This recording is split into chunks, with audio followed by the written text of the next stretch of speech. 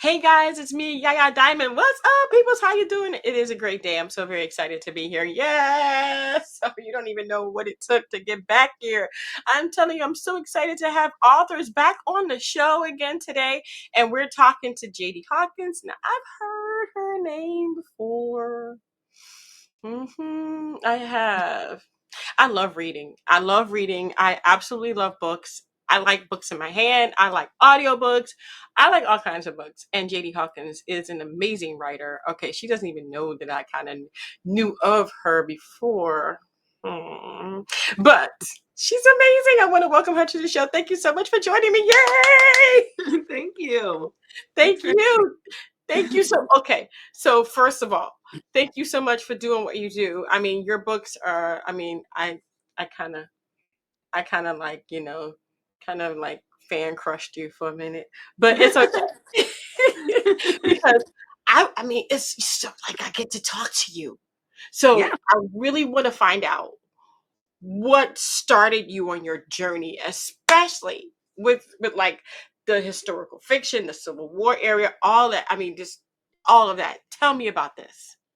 Well, I started writing when I was very young. I started with songs, poetry, and as my kids grew older, I wrote longer books, picture books, storybooks, young adult, and graduated from there to novels. And I went on a trip to Gettysburg several years ago with my son, and I was so inspired by the enormity of the battlefield. I'd never been to a Civil War battlefield before, and I thought it was going to be like a football field or something. That's how naive I was. But I was just impressed. And then I got to thinking, well, why doesn't anybody write about the Southern perspective? Because all the books I've read about are about officers or the Union Army or whatnot. So I decided I'd write a book about just a typical Southern soldier and what would inspire him to fight. And it wasn't for slavery. It wasn't because most Southerners didn't have slaves. Only 4% had slaves. Mm-hmm. And some of the slave owners were actually Black themselves. So it's a really interesting time period. The Victorian era has always impressed me and fascinated with me. And part of the reason why we lived in Colorado for so long, because I loved those old mining towns and things like that.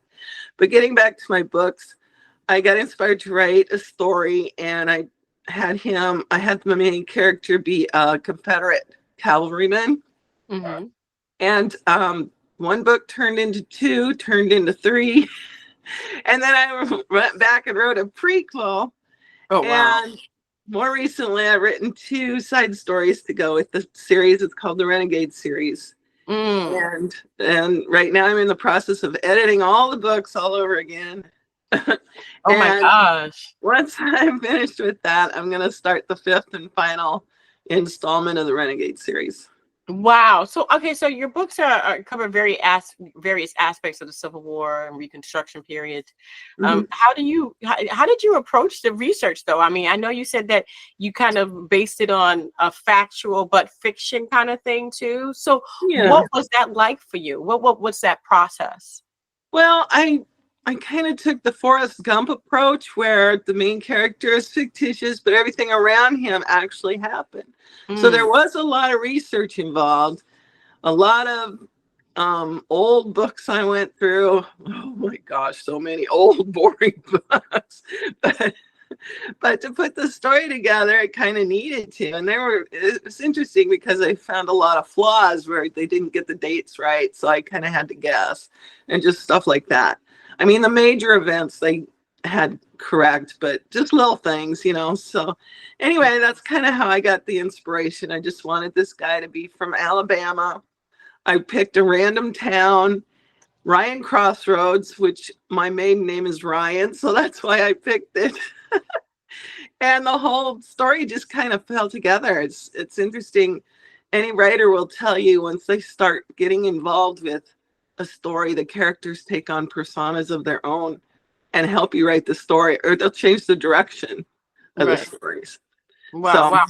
Wow, you've written so many books. Okay, you've written so many books, and but out of this series, which one challenged you the most? I would say the first one is pretty challenging, and that was based off an actual soldier's journal. But Mm-hmm. it was pretty graphic, and it was hard writing some of that stuff. I had nightmares, I'll tell you. One time I thought I heard a bullet whiz past my head when I was laying in bed. I'm like, what was You read that book. You read that that? book. What? Yeah. And then the third book in the series, it's called A Rebel Among Us. And there's a section in that story where he ends up in a prison. And that was really hard to write about too, because I had to do a lot of research. And once again, reading a lot of journals that the guys had written, and just horrific stuff, you know. Wow. But Wow. yeah. So, Double Edged Sword explores the Reconstructive era. How did writing about this period differ from writing about the Civil War itself? Well, at that point in the series, I've already gotten many of the characters are already developed, so it's more of a character arc for a lot of them. Okay. And the Reconstruction period just kind of flows into from the end of the Civil War. It just kept flowing. The story just kept flowing into the next book. So Mm. it wasn't too hard writing about Reconstruction, but it was really difficult to try and wrap your head around it because just the politics involved, and there was still a lot of hatred, it was just, yeah. And then Lincoln had just been assassinated, and just Mm. crazy stuff, just crazy time. Yeah. Yeah. So, I mean, okay, so you've written your books, you got your books done, you've done the boring studying. You've done all the boring studying, all the boring journals and all the things, and you've lived in it, you've dreamt it. So what about, I mean, so how did you kind of incorporate this all to be exciting for not only elders and mid-age people, but also teenagers? I mean, think about it. This is a history thing that you've created a fictional character, but everything else around it was historically correct. How did you do that? And does it appeal to the teenager? I think it does. I think it definitely does. I think it appeals to everyone, really, from middle school on up. I've had both men and women request the book, and just, yeah, a lot of people suggest that they should be incorporated in school curriculums. Mm, And the main character is actually only, when the story begins, he's only 16 at the start. And when he enlists, he's 18. So he's still a teenager. hmm. And then by the time I start this fifth book, he'll be in his 20s, but still pretty young. Yeah. Yeah. And most of the characters are pretty young, but it's also his parents, what they go through, and just um, any age group, really. And it doesn't really have to be people specifically interested in war or history, because it's also a family drama. There's a lot of mystery and suspense and adventure in all the books, and a lot of subplots going on at the same time. So Nice. Nice. yeah. That is really good. I mean, you've had to really interject yourself into this and spend so much time into this, and give of your knowledge, of your creativity, of everything. And I appreciate that so very much. Today we're talking to JDR Hawkins, and I kind of crushed on her a little bit earlier because she's got some really cool books out, and I've heard of her before, and it's just an amazing thing to have her on the show. Are you currently working on any new projects? And with the books, first of all, let me ask you a question, because it's kind of, do you have any like surprising reviews or comments about your books? Um, as far as reviews go, not specifically. I mean, for the most part, they've gotten really, really great reviews. They've all won awards. Um, Three of the four books in the series have won the John Eston Cook Award, which is a very prestigious award that's given to writers of Confederate history for fiction. And um, I was the first person to win that award that was self-published. So I kind of was breaking the glass ceiling there a little bit. That's part of the reason why I used my initials for my book. Initially, I wasn't sure how men would react to having a Yeah. female author. Yeah. And but it hasn't been an issue at all. Everybody's been Right. super great. That's good. And yeah, but still at the time I didn't know. So I'm like, yeah, I just won't tell them I'm a woman. And we'll Yeah, you see what gotta break happens. that. Kind of break into there a little bit, Yeah. a little mysteriously. Yeah. And Yeah. there aren't a lot of women writing about what I'm writing, with the war scenes and things like that. There's a lot of romance authors and stuff like that, but nothing like this. So Yeah. not too many. That is kind of cool. So, do you have any future plans? I know that you were saying about the new thing, but after you finish this whole series, this everything, what what do you plan to do? I have another book in the works. It's a cozy mystery. It's based on my hometown, Sioux City, Iowa, Ooh, Sioux City. during the Depression, and it's loosely based on my great aunt and uncle. They ran a hotel downtown, and supposedly they were involved with Capone and all these other people coming and going. What? Yeah, yeah, it's pretty interesting. So I'm gonna I'm gonna work on that book, and then after that, I don't know. I might start another series, or I might continue this one and just write about one of the kids and continue it. I don't know. I haven't really thought that far out, but Wow. yeah.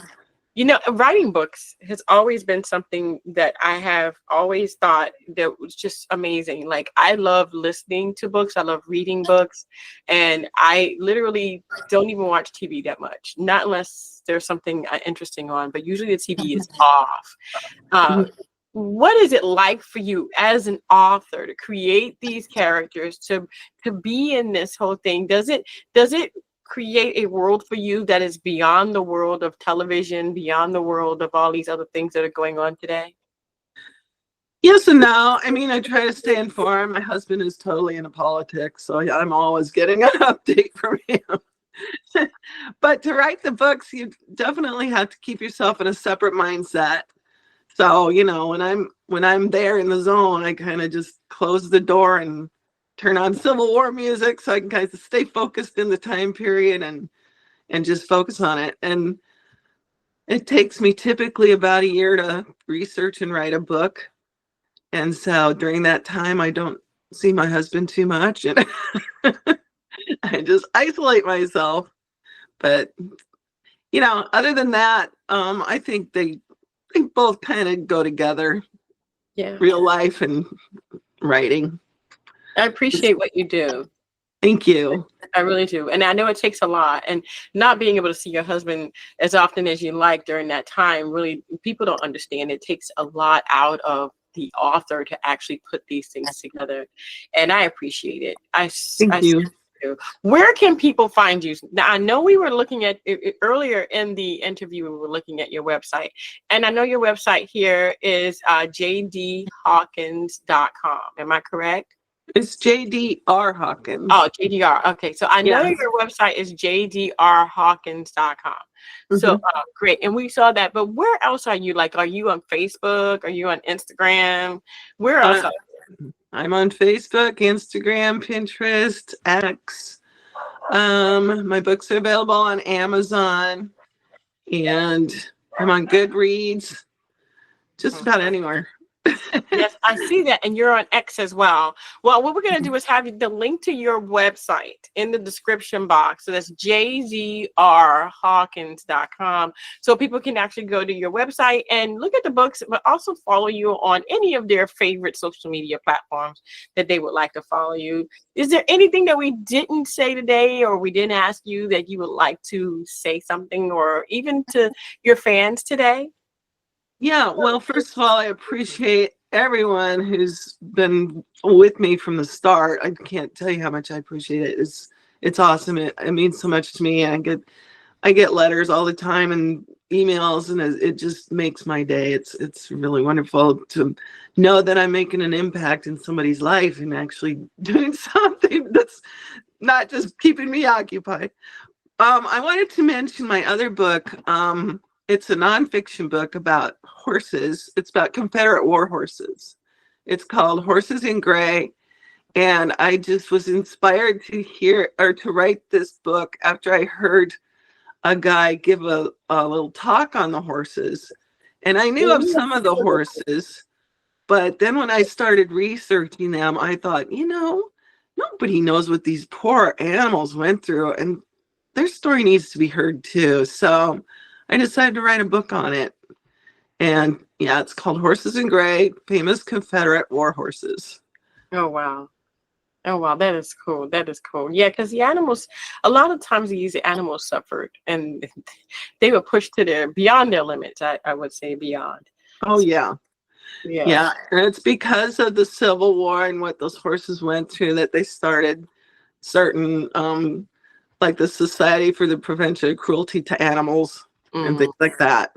So, yeah. Wow. Well, that's amazing. I want to thank you so much. Thank you Thank so you. very much, Ms. Hawkins, for being on the show. I appreciate it so very much. We're going to put your information in the description box so people can find it. I just say, go there, support, follow, like, comment, ask questions. Yes, definitely. And I'm sure she will appreciate it. Thank you guys so much for tuning in. And thank you, JDR Hawkins, for being on the show. Thank you. Thank you very much. Thank you. And until next time, guys, don't forget to dare to be different. Bye.